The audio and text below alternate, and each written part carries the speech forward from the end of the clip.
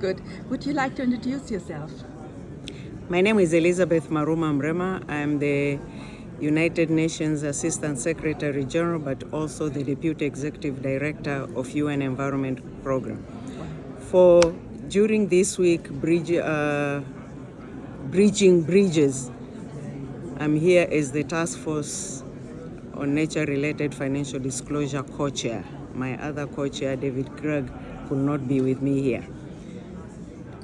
What do you think it's significant what's happening here? It is very much significant because here we have the financial institutions, we have the business, and we also have others. Delighted seeing them now more and more paying attention on nature or nature loss. And we know now they are paying attention because recent statistics have also shown that half of the global economic revenue is dependent on that nature. Nature, which is where most of their operations are. So in actual fact, if they don't take care of that nature, they will fail to get the markets and the profits they expect. It is a risk to business because their operations have an impact on that business. And their business are dependent on that nature. But there are also opportunities. And the opportunities is for them to be able to continue with their operation while taking into account the sustainable production and consumption for their activities. Are they in the food chain? Are they in the agricultural production? So whatever they do as a business and financial institutions in terms of the loans or insurance to the businesses, they need to ensure that their businesses are green. We are looking at green economies. Otherwise, they will fail the business, they will fail to get the markets they expect, while of course we, the people and the planet, will also suffer. So all of us will suffer. And I don't think that's where we want to go.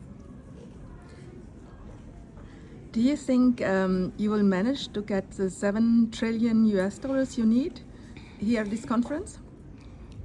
Not in this conference, because the $7 trillion expected this up to 2030. But at least we expect every year $20 to $30 million to be able to get all, and particularly governments and particularly developing world, to take action to implement the nature-related, both the global biodiversity framework, but also actions on nature-related impacts. But then, of course, we expect an increasing financial flows, not just from the public sector, but also from the private sector. And if both the public and the private sector will reduce by at least what is called in the Global Biodiversity Framework, $500 million, $500 million, $trillion per year, which goes into harmful subsidies on nature. If that amount of resources, what I will call disincentive, bad incentive, into nature positive activities, then the resources are there without asking new ones. So if all the resources which go to negative incentives are repurposed, redirected to nature positive activities, then we have the resources.